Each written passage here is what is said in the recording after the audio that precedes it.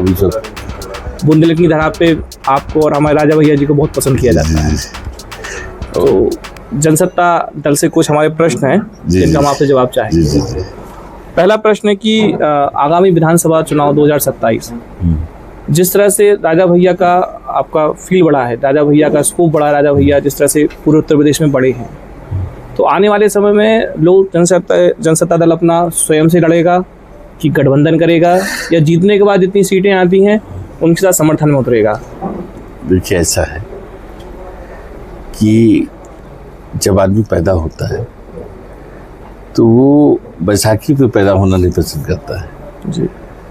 आपने कहा ना, किसी न किसी गठबंधन जो होता है संजोग होता है जी, इसलिए होती है, और हम लोग इस पे विश्वास नहीं करते हैं। हम खुद मेहनत करके, अभी देखिए जितनी पार्टियां बनी जी, उनके 20 साल से जो पार्टियां बनी थी वो बिना गठबंधन के सदन में नहीं पहुंच पाई जी।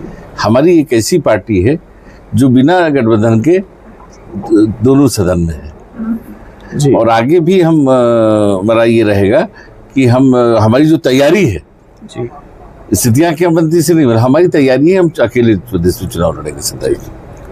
उत्तर प्रदेश की राजनीति में एक कलेवर है जाति का, बहुजन समाज पार्टी का एक जाति विशेष का है। देखिए, बहुत दुर्भाग्यपूर्ण है जी, बहुत दुर्भाग्यपूर्ण है, और हम इसको बड़ा अच्छा नहीं मानते हैं। ये एक तरह से देशद्रोह है, जिस तरह से जातियों की बात बड़े बड़े लीडर करते हैं, ये दुर्भाग्यपूर्ण है। और यही करते ही नहीं है, जब चुनाव लड़ना होता है तो उस क्षेत्र को देख के चुनाव लड़ते हैं जहां उनकी जात का आदमी है जी, और सच्चा जातिवाद भी उनके अंदर नहीं होता है जी। इतिहास उठा के देख लीजिए। तो ऐसी स्थिति में जो हमारे राष्ट्रीय अध्यक्ष हैं वहां से चुनाव लड़ते हैं जहां पे उनकी जात के मात्र 8-10 हज़ार आदमी, 8-10 हज़ार ठाकुर है। उसके बाद भी 6 बार वो विधायक रहे, उसके बाद 7वीं बार अपनी पार्टी बनाई, पार्टी जो आप सबके आशीर्वाद से दल बना, तो उस दल से 7वीं बार इस बार विधायक है उसी क्षेत्र से। और यहाँ पे जितने लीडर हैं वो अपनी जात देख के चुनाव लड़ते हैं, और राजा भैया जो है उस जात क्षेत्र से लड़ते हैं। उन्होंने साबित कर दिया कि हम सब समाज को लेके चलते हैं। हालांकि हमारे तो डीएनए में है सब समाज को लेके चलना, हम डीएनए में हमारे है समाजवादी। आप देखिए, जितने भगवान पैदा हुए कहाँ पैदा हुए? राजपूतों में पैदा हुए। किस भगवान पैदा हुए लेकिन पले कहाँ? यादों में जाके पले। महात्मा बुद्ध को सारे लोगों ने माना ना। तो आप देखिए ना कि हमारा, और हम दूसरों के लिए जिए हमेशा।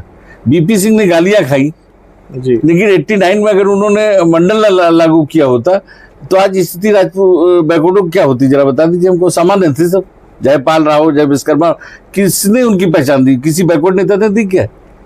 जो आज बैकवर्डों के मसीहा बनते हैं, किसी बैकवर्ड नेता ने अगर आवाज उठाई हो कि इनको ये आरक्षण दिया जाए तो आप बता दीजिए हमको। बीपी सिंह ने दिया, हालांकि उनकी बिरादरी ने उनको गालियां दी, उनके पुतले फूके, लेकिन वो भी राजपूत थे, उन्होंने बैकवर्डों के लिए किया कि उनको भी आगे आना चाहिए। जितने आप देखिए ना, जितने भी वो रहे, जो भी सब समाज के लिए अगर किसी ने किया तो खाली राजपूत ने किया। और यही नहीं, आज देश का जो आप नक्शा देख रहे हैं, अगर राजाओं ने दान, आज कोई घर नहीं देता है, उन्होंने अपनी रियासतें दे दी, तो जो आज नक्शा बना है वो राजपूतों की देन है। बिल्कुल ना, भारत का नक्शा जो बना हुआ है राजपूतों की देन है। तो देश के लिए जो राजपूतों ने कुर्बानी दी, किसी ने दे दी है। और हमें गर्व है इस बात। जी। बुंदेलखंड को लेके आपका क्या रोड मैप है आने वाले समय में? बुंदेलखंड तो आगे बढ़ने की कोशिश राष्ट्रीय अध्यक्ष जी का ननिहाल है, तो ननिहाल उनका ननिहाल है तो हमारा ननिहाल है। तो ननिहाल से जो प्रेम एक भांजे को होता है वो हम लोगों का भी है। तो क्या आप अपना प्रत्याशी उतारेंगे या जिताओ प्रत्याशी? नहीं, हम पूरे प्रदेश में चुनाव लड़ाएंगे, पूरे प्रदेश में चुनाव लड़ाएंगे, और 74 जनपदों में हम चुनाव लड़ाएंगे। हमारे जहाँ जहाँ हम जा रहे हैं, 67 जिले में हम आज तक हो लिए हैं, और 67 जिले में जो समर्थन मिल रहा है वो हम आपको व्यक्त नहीं कर सकते। जीतने के लिए आपने क्या एक्सपेक्टर चुना है? देखिए, हमारे जो मुद्दे हैं वैसे बहुत सारे मुद्दे हैं। देखिए, किसान प्रधान देश है, किसान प्रधान देश है। किसान अगर वाकई उत्थान करेगा, बाकी चीजें तो आप ये दे देंगे वो दे देंगे, अलग बात। किसान और यूथ, अगर किसान उत्थान करेगा तो आज देखिए, हम भी किसान हैं, आप भी किसान हैं। कोई ऐसा हमारे ख्याल से शायद नहीं हो जो किसान ना हो। जो पार्लियामेंट में बैठे वो भी किसान है, 75%। विधानसभा में जो बैठे वो भी किसान है। लेकिन वो विधायक होने के बाद भूल जाते हैं कि आज हम नहीं कुछ रहेंगे, मान लीजिए पद पे रहेंगे तो घर जाके खेती तो करेंगे, क्या करेंगे ना। तो ऐसी स्थितियों में जब किसान की स्थिति सुधरेगी तभी देश आगे जाएगा। और किसान के ऐसा नहीं है कि उनको समय पे खाद नहीं मिलती। आप देखिए खाद के लिए जगह जगह लाइन लगी हुई है। अभी हम कई जनपदों में दिखा हमारे प्रदेश अध्यक्ष जी के साथ में कि खाद के लिए लोगों लाइन लगाए हुए हैं ना। तो लाइन अगर किसान को लगाना पड़ेगा, वो समय जितनी खेती में देना चाहिए उसके बजाय वो सेंटर में जाके खाद के वहां जाके लाइन लगाएगा तो दुर्भाग्यपूर्ण नहीं तो क्या है। आज पानी समय पे नहीं मिलता, नहरों में पानी नहीं समय मिलता। किसान को चाहिए क्या, समय पे पानी समय पे खाद मिल जाए तो किसान। और यही नहीं, देखिए आपने देखा होगा कि जीएसटी 18% थी कृषि यंत्रों में। केवल जनसत्ता दल ने अपने घोषणा पत्र में डाला था कि उत्पादन पे इन्होंने क्या था उत्पादन पे जीएसटी लगा दी थी।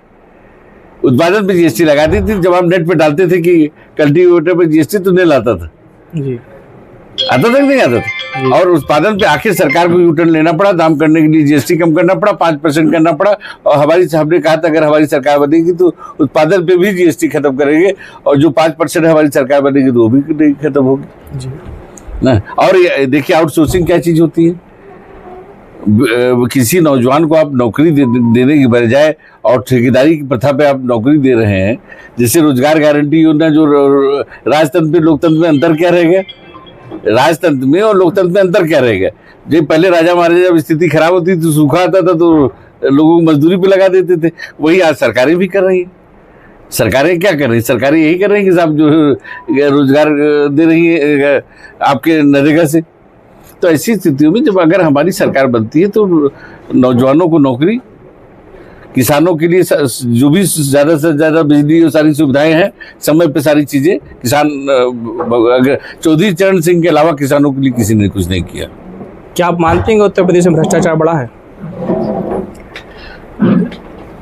कुछ तो बढ़ा है, भ्रष्टाचार बिल्कुल बढ़ा है, इसमें कोई दो राय नहीं। जैसे अभी जनरेशन जेड चल रही है, और आने वाले 5 सालों में जनरेशन अल्फा आ जाएगी। नेपाल की तरह अगर भारत में भी इस तरह से तख्ता पलट हुआ तो ज्यादा जिम्मेदार कौन है, भारत का लोकतंत्र में शामिल नेता या अधिकारी? कुर्सी पे बैठे अधिकारी भी है जिम्मेदार और नेता भी जिम्मेदार। ज्यादा जिम्मेदार कौन है? लगभग जिम्मेदार जो ज्यादा भ्रष्टाचार तो अधिकारी ही फैला रखे हैं। तो फिर जैसे आप लोग सत्ता चुनते हैं तो फिर ये क्यों उनको संरक्षण प्राप्त है कि अगर भ्रष्टाचारी कोई शिकायत हो तो पहले इंटरनल जांच हो? हम तो सरकार में है नहीं जी। हमारी सरकार होती है, अगर ये चीज होती तो हम आपको जवाब देते।